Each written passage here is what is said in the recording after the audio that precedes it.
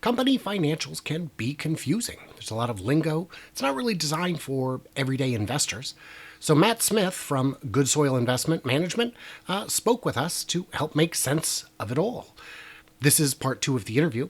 Part 1 is linked in the description and the comments below, and there are timestamps to all the specific questions if you want to skip around. I'm Brian. Welcome to my Tesla weekend. So, where do things like the construction cost of the new factories show up on the balance sheet? Yeah, so it'll be a decrease in cash. That's kind of how it's funded. Or like in Shanghai, you saw there was some local debt that was issued. So maybe taking a real quick step back for a second, there's this you got to think of the balance sheet as it has to balance. So your assets have to equal your liabilities plus your equity. So that's what you always, if you're thinking of accounting, that's probably the most important rule. Your assets have to equal your liabilities plus your equity. When let's just say Tesla spent $1 billion and wanted to invest that in a factory, your cash balance would decrease by $1 billion. But then another asset, it would either be called construction work in process or property, plant, and equipment. Your property, plant, and equipment balance would increase by $1 billion, and then your accounting equation is unchanged because you've got a decrease in assets of $1 billion, and your assets also increased, but it's just a different classification. Okay. So on the deliveries, one of the line items is sales subject to lease accounting. What does that mean? Mm-hmm. Yeah, so most customers, pay cash or cash plus the cash that a bank provides, right. If you're taking out a loan. But there's a small, I think it's around 7 or 8% of customers will actually have a lease. And so the accounting for like vehicle leases is different because Tesla can't just say, all right, we sold this vehicle and they recognize the full amount of the sale up front because the customer only pays, say $500 a month or whatever the number is. So what the accounting rules say you need to do is you record essentially like an asset and a liability. So the asset is the fact that Tesla still owns the car. So if you think of they spend $50,000 or $40,000 to manufacture the car, that takes their cash balance down. But then they get to put the car on their balance sheet again, or they put the car on their balance sheet since it's their car. It's not the customer's car. So you get that asset, which is a little bit different. Then each month, as the customer makes their payment, the liability goes down, but they're also decreasing the asset value a little bit to account for the depreciation. So there is this operating lease liability that Tesla has on the balance sheet, and that's basically saying, okay, we own this car, however, we also owe this customer 4 years worth of being able to use this vehicle. So that amount kind of gets whittled down as each. So if you think of like a let's say the fair value of the car is $50,000, but the total value of the lease over the 4-year period is only $40,000, something like that.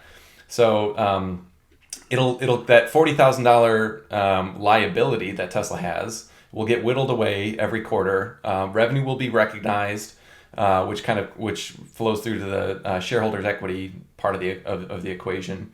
But essentially, that liability will whittle down, and then at the end of the day, Tesla's going to be left with only the asset of the residual value of the car.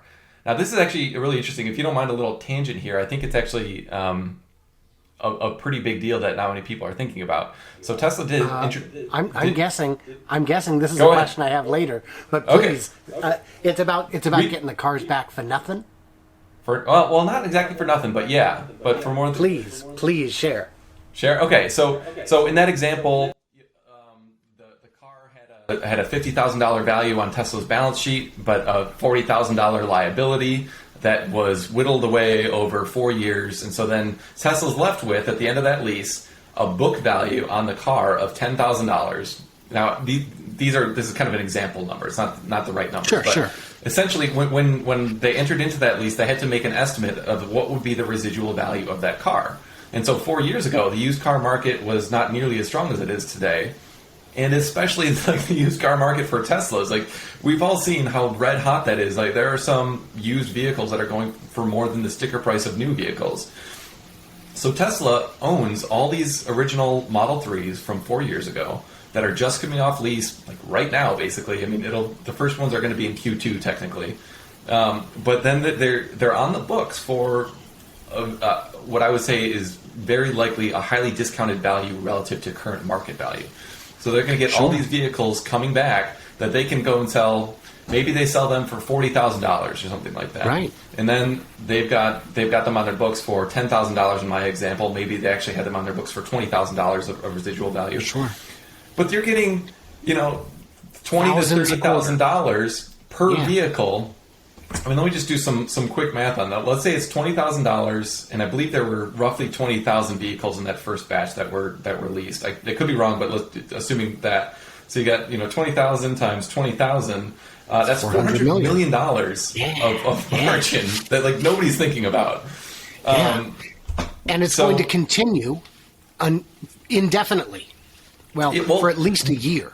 More than that, it will actually grow over time because if you think of their delivery ramp, 4 years ago, and I used $20,000 or 20,000 vehicles as an estimate of how many vehicles were in that initial lease. I think maybe that's too high, but I think it is. I think it's more like 5,000 to 7,000. I think you're right. Yeah, I think you're right. But still, so that's 100 million, 120 million, 40 million a quarter in money for just taking the car back and giving it to Carvana or someone else who can just move it.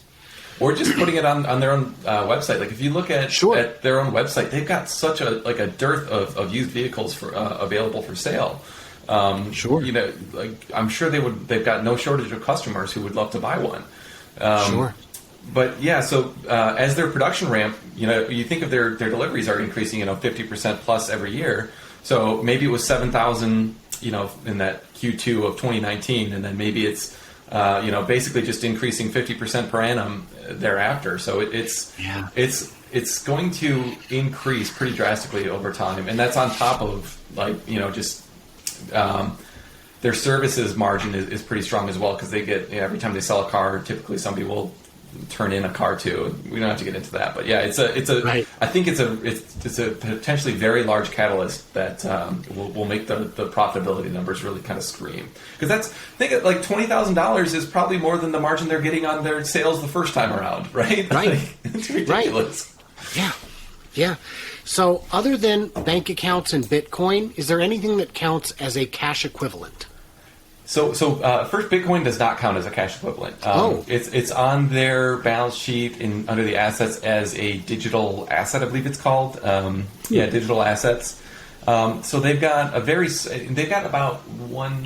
was like $1.5 billion at first, but they took some impairment on that. So it's maybe 1.3 or so billion right now on Bitcoin. But the was it marketable security or cash equivalents?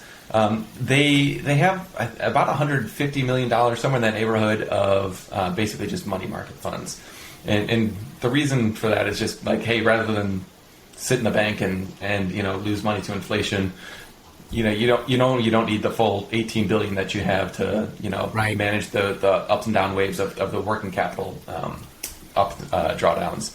So why not earn, even if it's only 0.005%, at least that's something on $150 million. It's something. Yeah. So it's highly liquid. It has to be highly liquid. That's kind of the key to be a marketable security. Okay. Or a cash equivalent. There are still 2 more parts to this interview, which will come out before the earnings report on 4/20. Nice. Links to the first 2 are below, and the full interview is already available on Patreon. If you can't wait, that's just $1 a month or more. I mean, you can do more. A Giga Texas size thank you to my Patreons who get early access to stuff like this, bonus content, an ad-free experience, and help by keeping the channel running. I thank you guys so much for your decision to help out. So what did I miss or misunderstand? Stay tuned, stay juicy, and I can't wait to hear from you clever robots on the green side of the ticker.